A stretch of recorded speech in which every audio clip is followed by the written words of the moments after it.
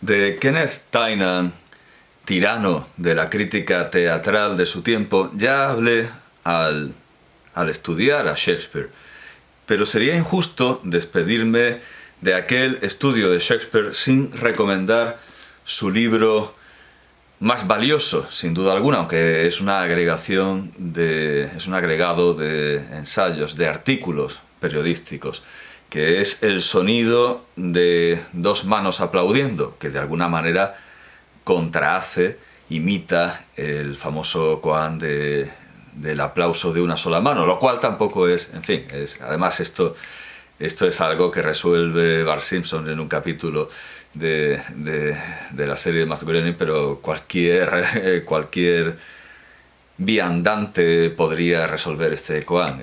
¿Cómo suena el sonido, cómo suena el aplauso de una sola mano? Bueno, pues así.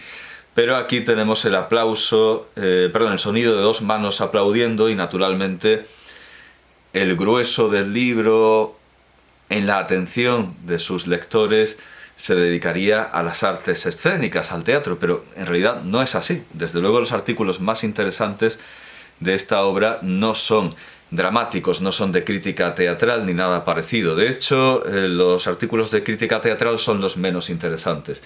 Y Tynan no me interesa tanto como crítico dramático, como observador, crítico de la vida, de la moral y las costumbres.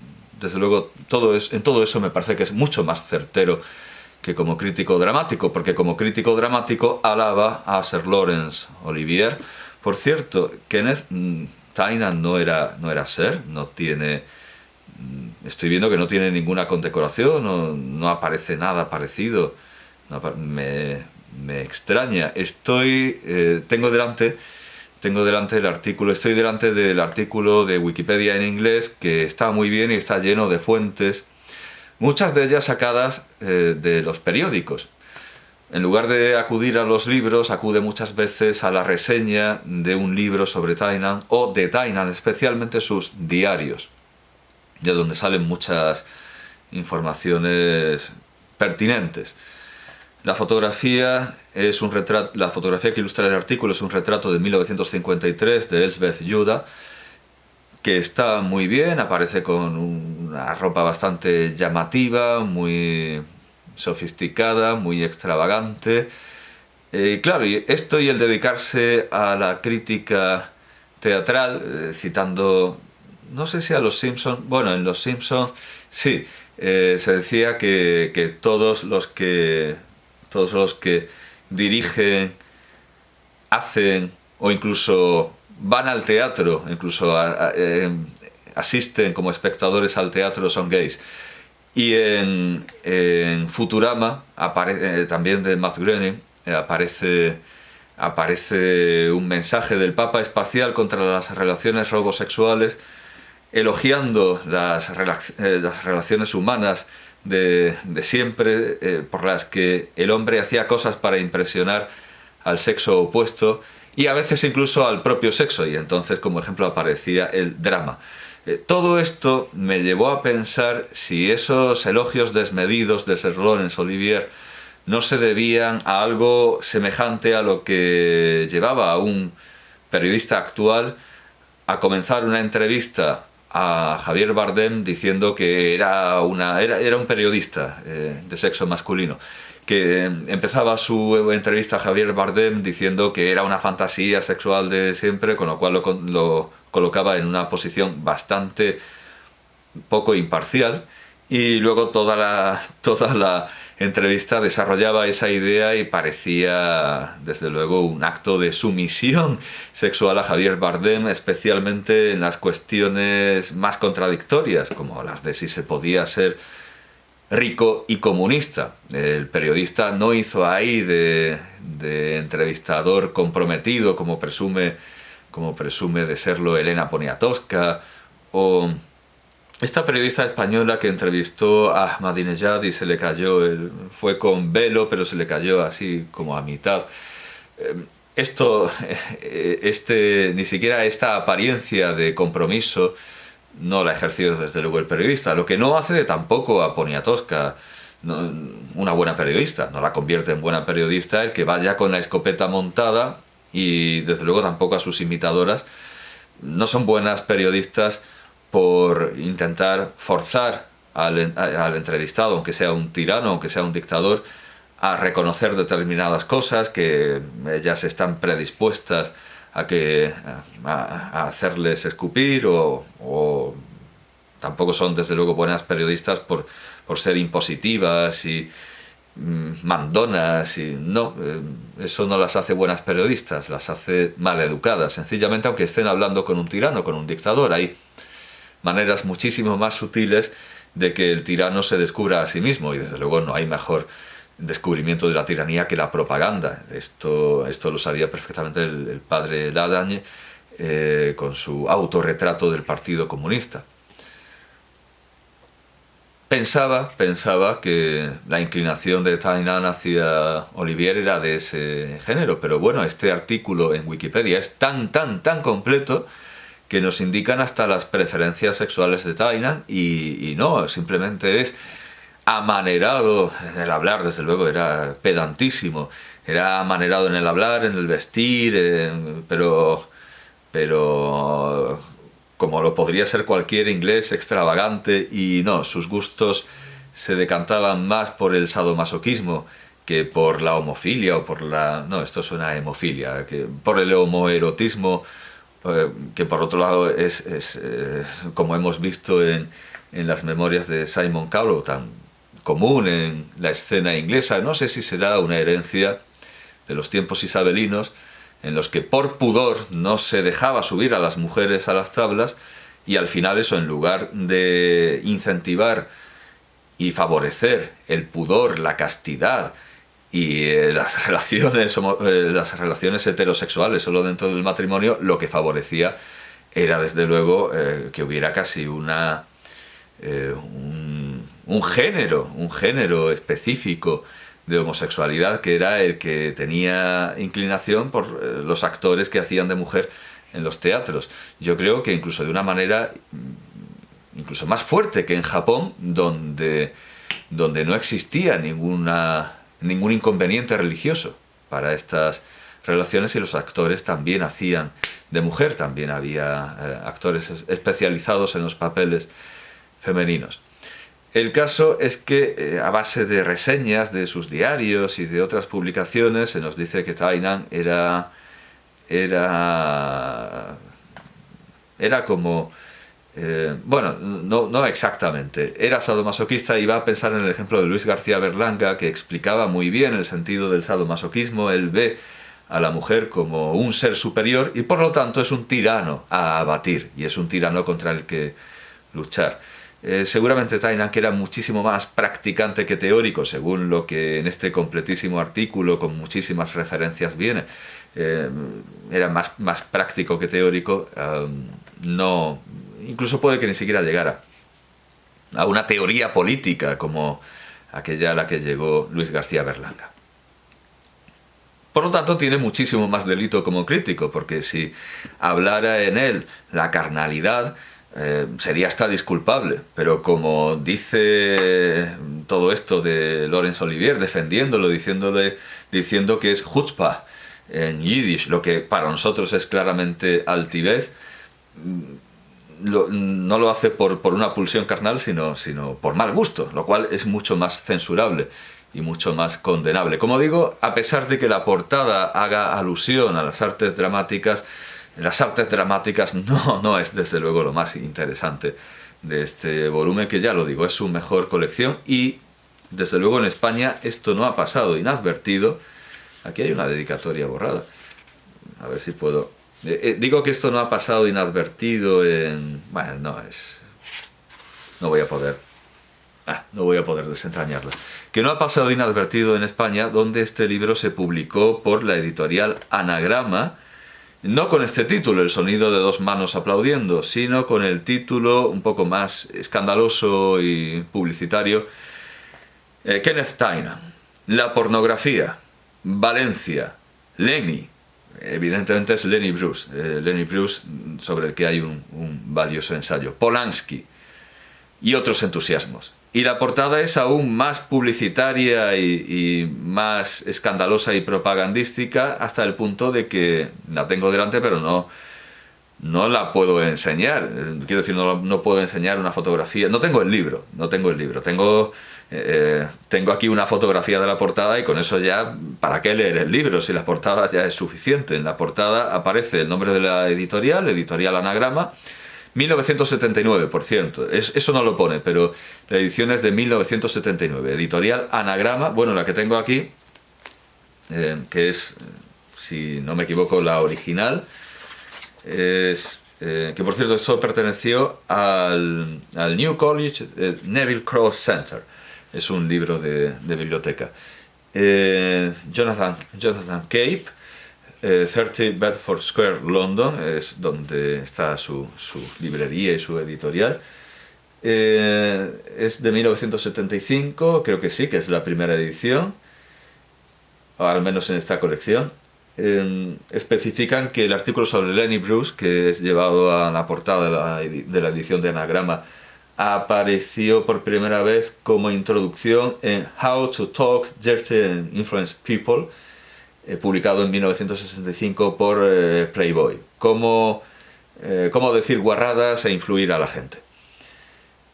Y bueno, le agradece a Playboy y a The New Yorker y a Atlantic Monthly por la cesión de muchos de estos artículos. Y bien, es de 1975, aunque algunos artículos ya se habían publicado ya en 1965, o bien como prólogo, en el caso del libro de Lenny Bruce. Bueno, pues en la portada de la edición de Anagrama hay una guirnalda con la bandera de España y unas naranjas.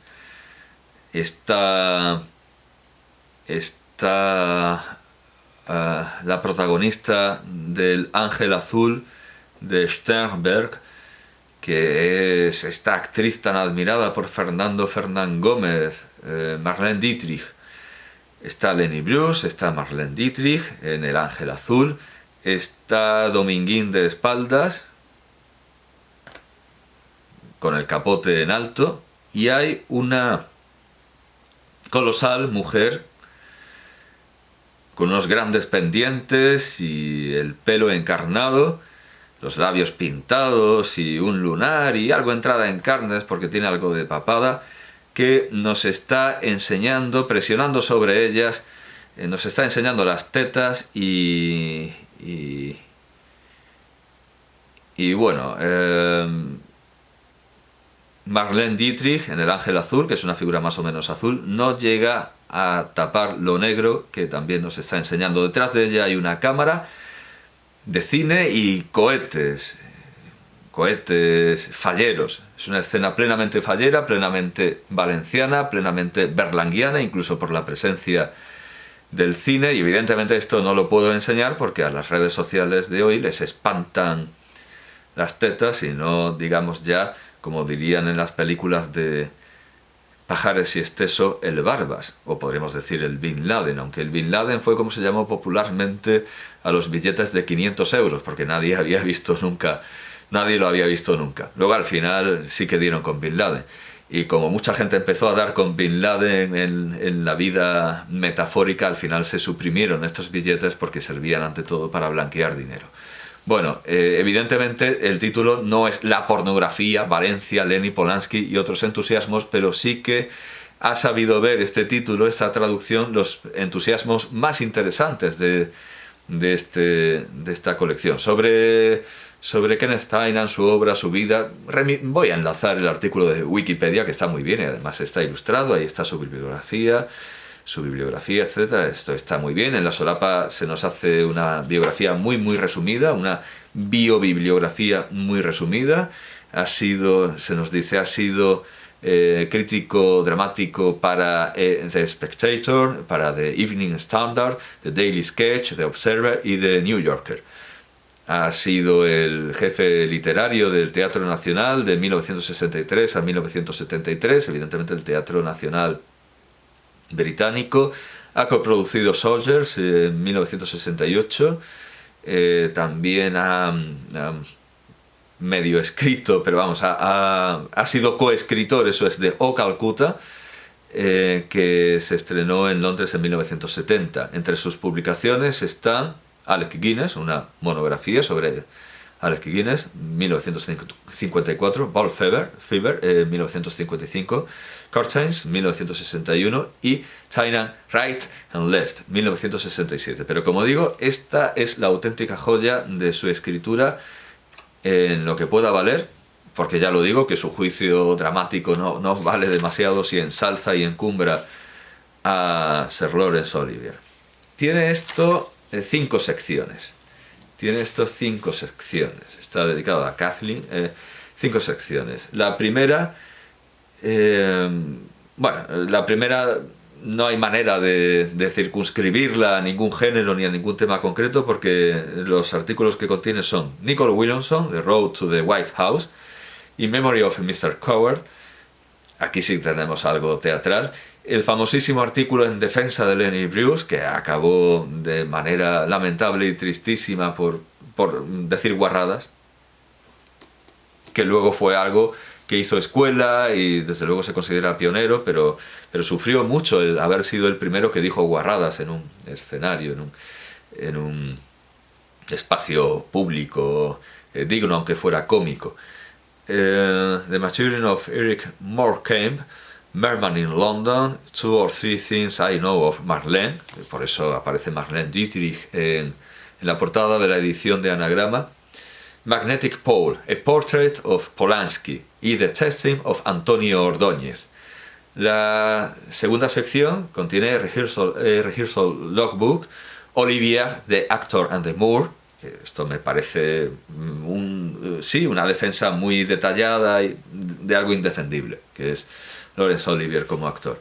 Sección tercera, una entrevista inédita de 1970 con Playboy. Sección cuarta, In Praise of Hardcore, en alabanza, incluso en defensa, en elogio del hardcore, vendría a ser... no tiene que ver con el hardware de los ordenadores, sí, el porno duro. En defensa del porno duro, algo en lo que yo aquí sí que estoy de acuerdo plenamente en cuanto a la libertad de expresión, en cuanto a la necesidad de Berlanga también estaría a favor. Y Eros Believed, Eros será Eros. Pero lo que más nos interesa, y desde luego es lo que más ha interesado a la editorial Anagrama en su fallera y popular edición, y también muy valenciana, porque claro, lo de las tetas también es algo bastante valenciano. En la sección quinta tenemos The Fiesta Route, Beyond Freedom and Dignity and Running Hot Water, pero ante todo y sobre todo esta auténtica joya de su escritura, que es El observador juicioso estará disgustado, que es su defensa de Valencia. Valencia en lo que tiene más de feísta, berlanguiana, estrambótico, en lo que tiene más de feísta, berlanguiano, estrambótico, extravagante y ante todo excesivo. Y es un ensayo muy muy completo y que desde luego conviene ver en inglés, con sus citas por supuesto en español, en latín, ¿dónde estaba? Bueno, en español me ha parecido en francés. Conviene ver el original para ver el uso de otras lenguas en el discurso inglés. Es realmente una obra asombrosa de cómo una obra asombrosa en la que alguien que alaba lo más relamido que puede existir en este mundo, que es Sir Laurence Olivier, se siente espiritualmente compenetrado con algo que no puede oponérsele más. Bueno, claro, algo tienen en común Laurence Olivier, Sir Laurence Olivier y Valencia: el exceso, la desmesura. Aunque en el caso de Olivier pretende ser elegante y resulta ridícula, y en el caso de Valencia en ningún momento pretende ser refinada, y al final se convierte en un objeto estético muchísimo más delicado, especial, extraño, recóndito y sutil que ese exceso oliveriano. Como decía, no puedo citar a Kenneth Tynan y dejar de recomendar este libro, más allá de todo lo que escribió, que fue demasiado, no siempre desde luego acertado, él mismo se daba cuenta a veces de sus errores. Si algo hay que leer de Kenneth Tynan, desde luego es este volumen, y sobre todo y por encima de todo su Valencia, su retrato de Valencia, que es el observador juicioso estará disgustado.